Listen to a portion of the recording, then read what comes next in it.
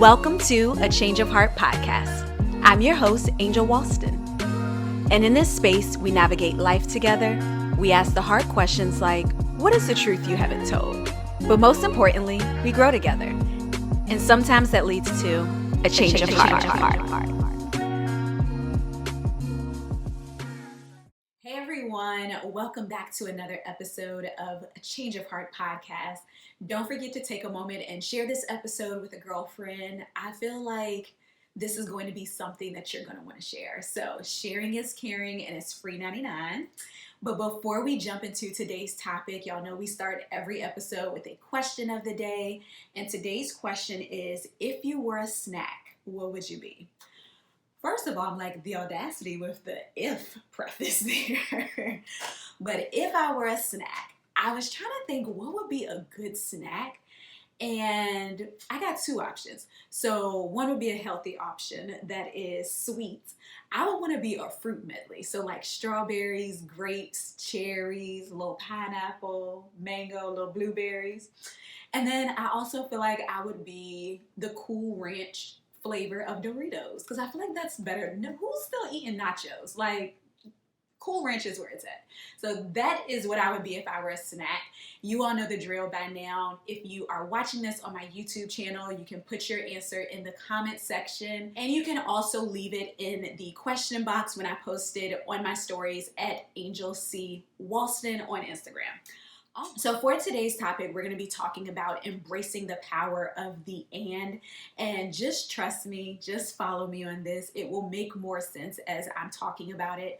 But a couple of episodes ago, I talked about how I wanted to do this episode because I feel like the perspective shift I have had by learning how to embrace the power of the and versus the or has truly helped to bring a lot of freedom in a lot of ways. And so I was introduced to this idea of two things can exist at the exact same time. So two things can be true for you at the same time. A couple of years ago, while I was listening to the Love Hour and Melissa Fredericks, aka Mrs. Kev, on stage, mentioned it, and it really has been a game changer for me because I tend to be a very black and white person. I am definitely the type of person who it's this or it's that.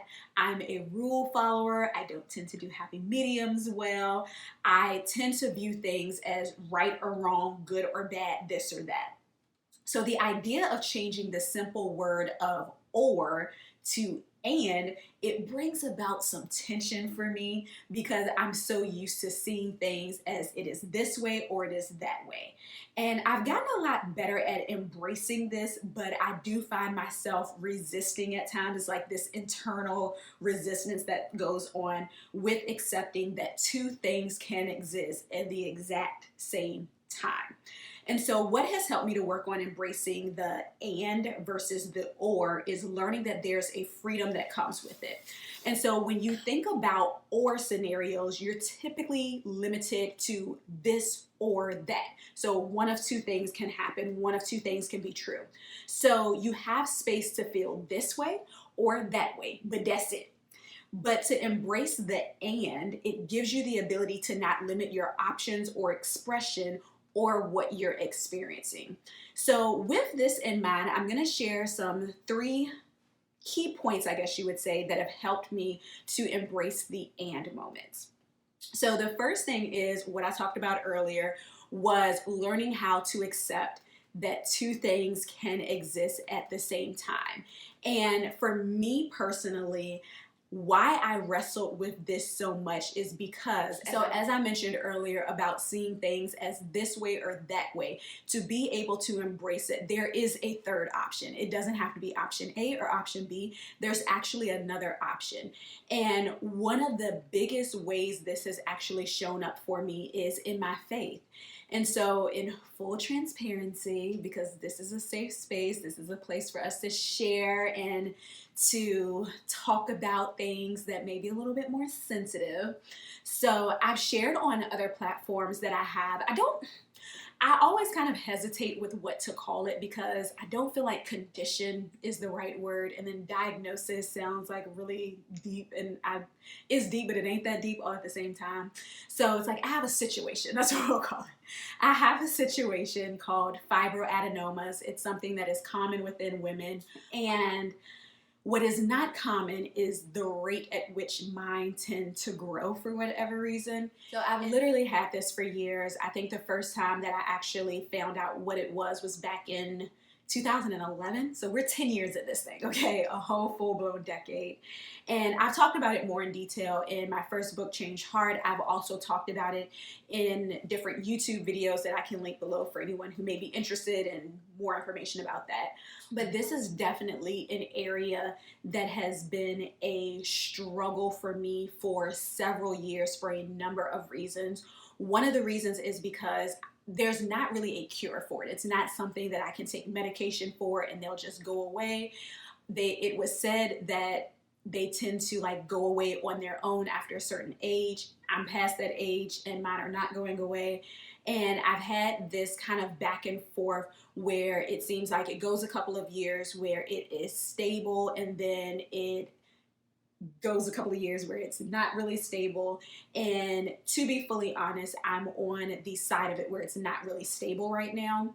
And so last fall, I ended up having to go through the process of getting everything checked out again. And since we're here, we might as well talk about it. It's frustrating because when I was first diagnosed with it, I was living in Harrisonburg, Virginia at that point, and I had a doctor there who I loved, Dr. Heidi Rafferty. She was amazing. She was very informative. She helped to like really put me at peace with just kind of learning more about it. And so I ended up having 2 surgeries like 1 year apart because at the rate that they were growing. And so I had to get some of them removed. And when I say some of them, I've had 2 surgeries and I still have multiple. So there's that. So the other thing is once I moved back to Richmond, I was then at a place where it's like I don't have this breast specialist who is very knowledgeable, that I have a good relationship with, that I really like. And let me also throw this in here. We're getting off topic, but we're here. So as a woman and a Black woman, to be honest, having to advocate for yourself in the healthcare field is something that I have found to be frustrating as well at times. So the idea of having to find another doctor who I felt comfortable with, who I felt wasn't going to push surgeries on me, and who would take the time to be able to walk with me through the process of what this is, what is this going to look like, and all of that, was not something I was looking forward to be honest. And so I've been here now for, it'll be 4 years this year, if I'm not mistaken, 3 years. No, 4 years this year, 4 years in November of this year. And I realized that last year, one of them that had been like a problem area for me had started growing somewhat rapidly. And so I knew that I had to find another specialist here and just get everything checked out just to make sure that everything was okay. And so fast forward, well, I guess rewind to fall, August, September of last year, had to go through the process again of getting a mammogram. There was some concern that it could potentially be cancerous. So I had to get this was actually my first time getting a biopsy done. And then is because of the nature of it, it's recommended that I get mammograms every 6 months. The problem with this is because of my age, my breast tissue is dense. We're like deep in here, guys. So with it being dense, it's hard for them to be able to see everything that's going on in there. And so then they have to do ultrasounds. Because my health insurance through my job is trash, that becomes very expensive. And so it's like this situation where I literally have no control over it. It's not something I can fix. It's not something that I have any power to be able to make right, essentially. And so this has been a constant struggle and frustration for me because I've wrestled with being well aware that if God wanted to heal me from it, he absolutely could. Don't question that now whatsoever. Yet also being frustrated with like, well, God, why haven't you done it yet? Okay. And so we did a fast for Change Hearts, a 10-day fast that just wrapped up last week, and well, actually this past week. And as I was getting ready to pray over everyone's prayer requests and everything, one of the tumors have just been like uncomfortable here lately, to be quite frank.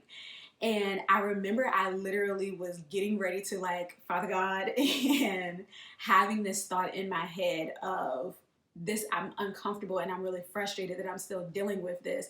And immediately having the feeling and thought of, Angel, you can't be frustrated and pray right now. Like you gotta pick one or the other. So let's go ahead and pray, suck that up, and we'll deal with that after we pray. And then immediately, it's like this, literally this battle that is going on within. Immediately there's also this feeling of no, no, no, no, no, no. Like no, no, no, no, no. So something I am in the process of doing better is learning how to resolve that inner conflict of no. Allow yourself to experience what you're experiencing without feeling wrong for experiencing what you're experiencing. And as I was thinking about that, like I'm literally still trying to pray at this point, but having this conflict of no, actually I could be frustrated and I can pray too. It doesn't have to be a matter of no, let me pull back my frustration so that I can pray to God from a happy place, as if God only wants my happy prayers. And remember, as I was saying earlier about that embracing the and, it opens the door for more opportunities because I'm going to pray. I'm also going to air my grievances to God in prayer. And I'm also going to get the relief of not bottling it in or shutting it down. And I know that God can handle my messy prayers just as easily as he can handle the positive stuff as well. And so the reason why I said this has been something that has really helped me in regards to my faith, because when I was first made aware of this 10 years ago, something that I did wrong was having the feeling of I either have to trust God or complain about this or be frustrated about this, but I can't do both. So I can't say that I trust God and still be upset that this is my situation, which is not true, not whatsoever. And so as a result of that, I got to a place where I was literally trying to figure out everything in my might and my will to be able to heal myself essentially of this situation. I became a vegetarian for 6 months. I was not a good vegetarian, FYI, but I was a vegetarian for 6 months to try to, well, because I read on Google that people who did vegetarian diets that helped them to reduce their tumors or they went away after they did a vegetarian diet did not work for your girl. Those things grew even more. So it was like, okay, God, what are we doing? But it was in that I was able to really learn, even before I had language for it, what it looked like to embrace the and, specifically when it came to my faith of, God, I can trust you with this situation, but I can also be honest with you with the fact that I don't understand why I have to deal with this. I don't understand why this is something that is a struggle for me. And I'm not going to lie to you all. I definitely wrestled with this feeling of I'm doing the right things. I'm trying to be surrendered to you. I'm trying to live for you. And I don't understand why I have something bad that is happening to me. But I think it's really important for us to be able to have those honest conversations with God, because what we tend to do is we give him the pretty version of what we think he wants to hear. And we feel as though the things that are bothering me, the things that make me uncomfortable, the things that frustrate me, the things that make me sad, the things that hurt me, the things that I don't understand, the things that I don't understand, God, why you would allow this, those things we feel like we should just bottle it up. And we tend to feel as though I can't bring this to God because I don't want him to feel like that I don't trust him, or I don't want him to feel as though that I'm upset that this is my situation.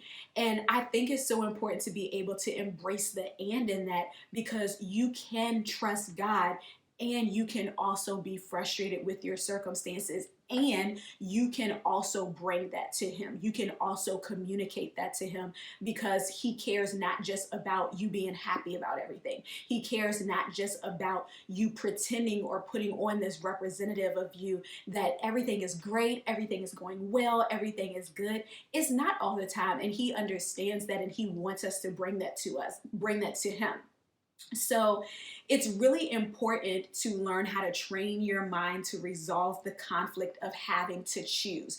And what I mean by having to choose is, to an extent, our minds are programmed to assume that it's one thing or the other. So the idea of choosing both, especially when they are feelings, emotions that are in opposition of one another, that creates an inner conflict. And you can feel that conflict of like, no, like what's going on?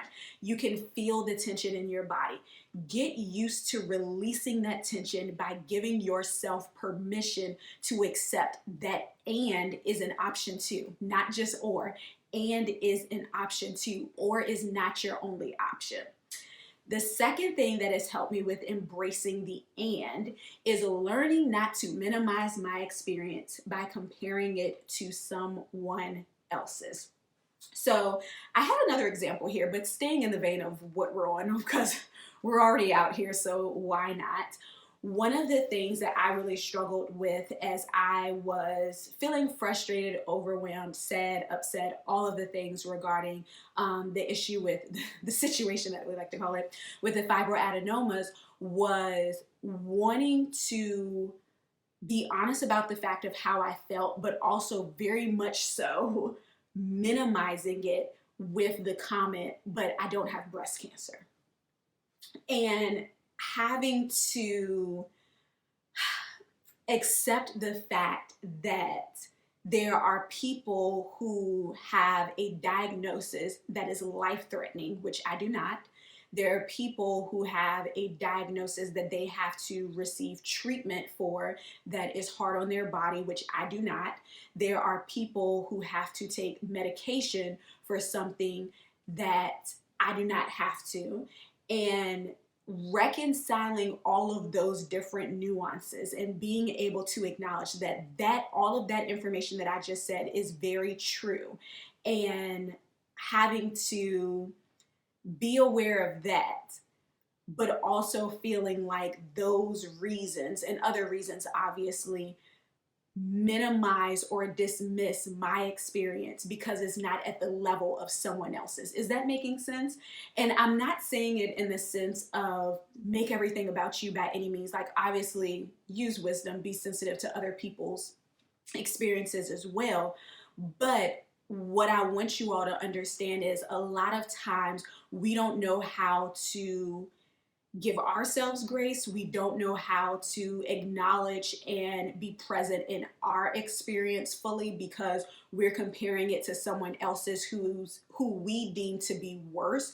And so we feel like that almost disqualifies us from feeling any type of way that is negative towards our experience because it does not look at the level of severity or worseness, very well aware that's not a word, but y'all get where I'm going with this, as someone else's. And that reinforces this point that a lot of times we struggle with embracing the and because we feel like in comparison to someone else who has it worse, we should be grateful. And so I was having a conversation with one of my friends, and I was telling her that, there are certain things that I wasn't happy about per se, but overall, my family has been safe and healthy and well through this whole personal pan pizza, this whole pandemonium tour that we're on right now, that I have been able to work the entire time. I've not been laid off or anything like that. And she said, all of those things are true. That's valid. But it's also okay that you're tired. It's also okay that you feel how you feel. It doesn't dismiss or take anything away from what you've experienced, how you are feeling, just because those other things are true too. And that brings me back to this idea of embracing the power of the and, because we have to recognize that all of this can be true over here. Everything in point A can be true, but this side of point B can also be true, and it doesn't have to be a this or a that. It can be both. They both can be true at the exact same time. And just learning how to accept that and recognizing that my situation may not look like someone else's. And I hate to say it like this, but to make it make sense, to think about someone who has breast cancer, obviously that's like a horrible thing. That's devastating news to have to be made aware of. That's something that no woman wants to be told that they have, right? And so you have this idea on one hand where this information, knowing that someone who has that diagnosis, that's something that's, it sucks. Like I know there are better words to use, but for the purpose of this, that sucks. And something I had to reconcile is, although I don't have that diagnosis over here that is that level of severity, I can still say my stuff sucks too, you know? And even, I'm not even gonna lie to you all, even in saying that right now, there is still that tension within me of saying that, because I still have in my mind that, but that's worse, you know, but that's more problematic, not problematic, but that's more of an issue than what it is that I'm experiencing.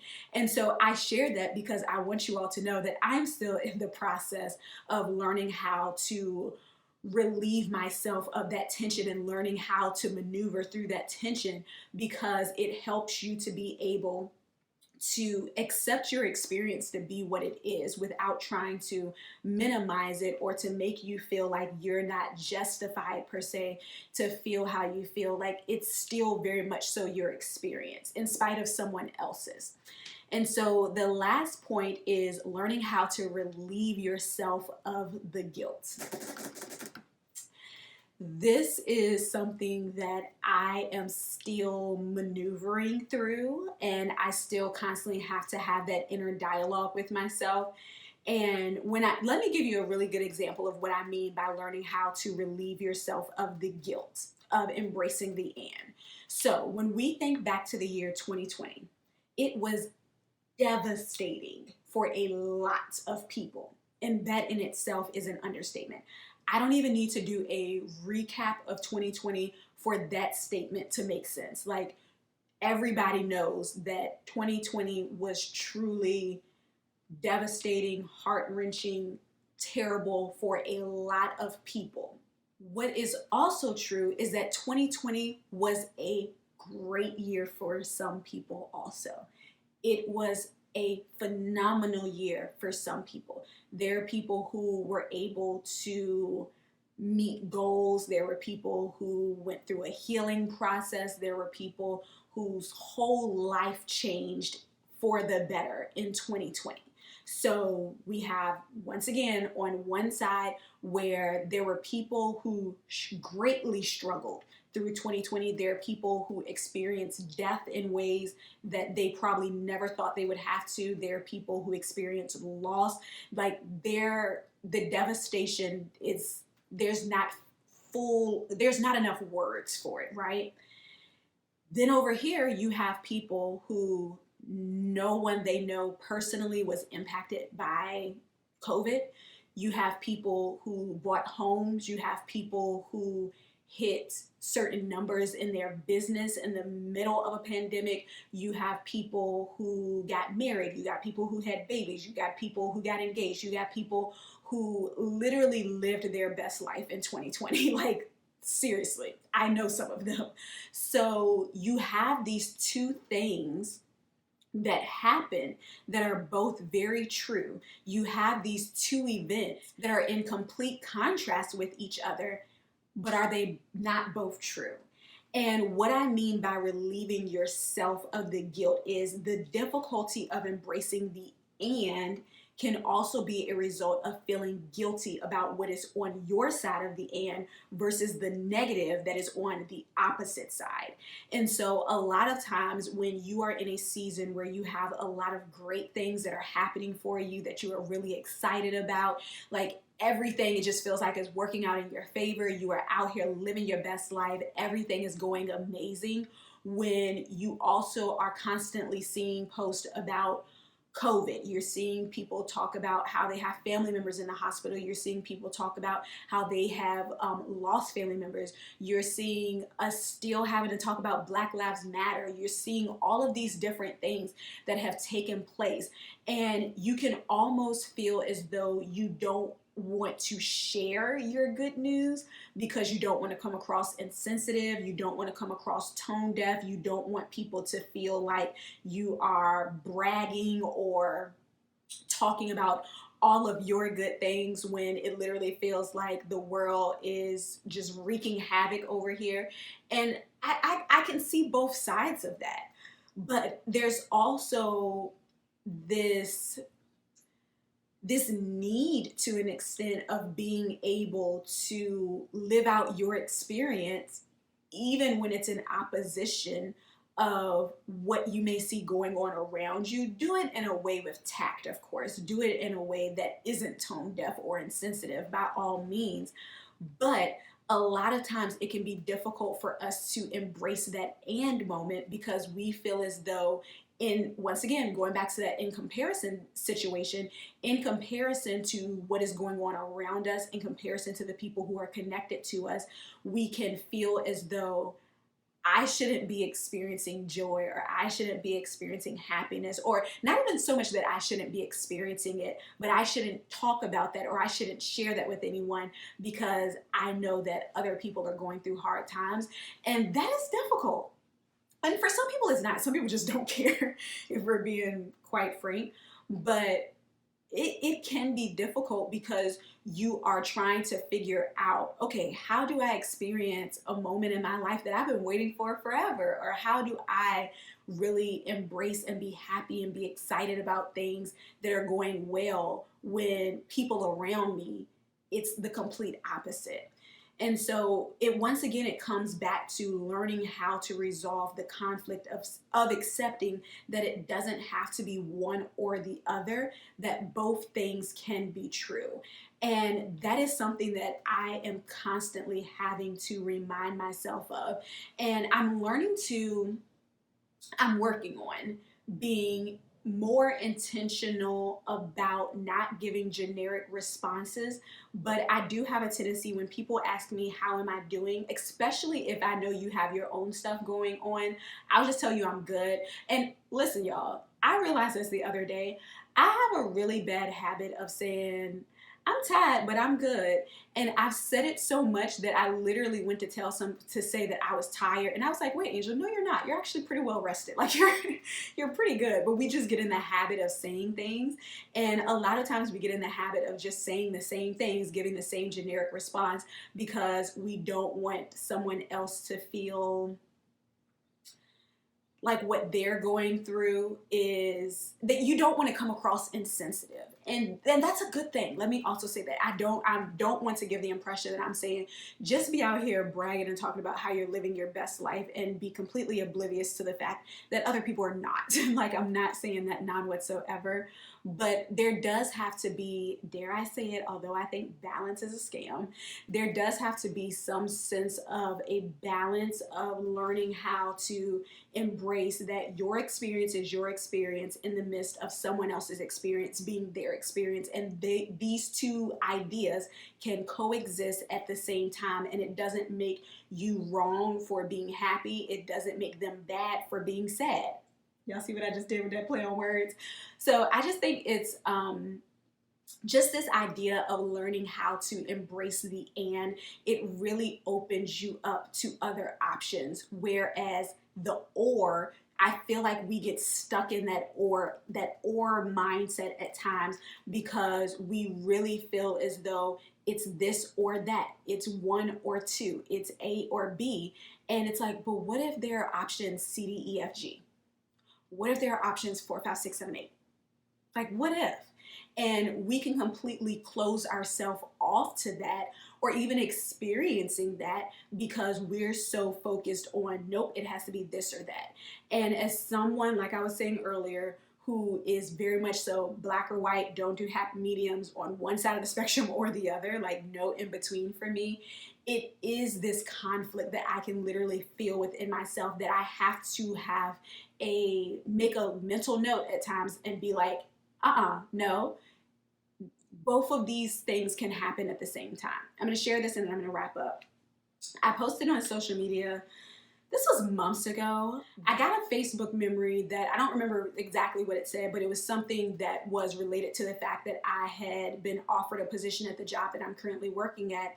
And I posted about how it was a good reminder for me to be grateful for the job that I have, and also that this was something that I had prayed for, that it was truly an answered prayer. And I had lost sight of that because there's been a lot that has happened, that has taken place over the last year with just different transitions and whatnot at my job. And someone responded to my message, actually somebody I used to work with, saying, but can't both of those be true? And I'm like, absolutely. I can have moments where it's like, God, I know I pray you for this, but they are trying it. That can be true. And I can also acknowledge and be aware that this is something that I prayed for at one point, and this is something that truly was an answered prayer. And I don't have to deny myself of being honest with how I am feeling about a certain situation and act as though the other feelings are dismissive or inaccurate simply because I should be grateful for my job. I can be grateful, and I can also have hard days. And I think we have to learn how to accept that, because we tend to feel like it has to be one or the other. If I'm complaining, I'm wrong.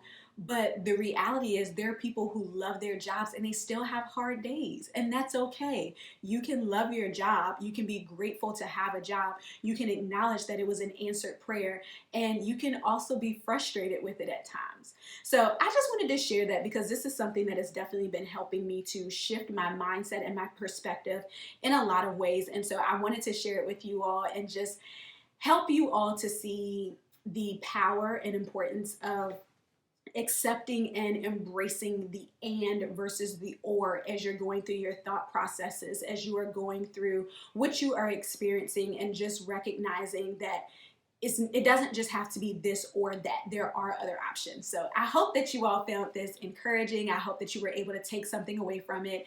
If you have not done so already, make sure that you share it with a girlfriend. And until next time, be whole, be healed, and be authentic.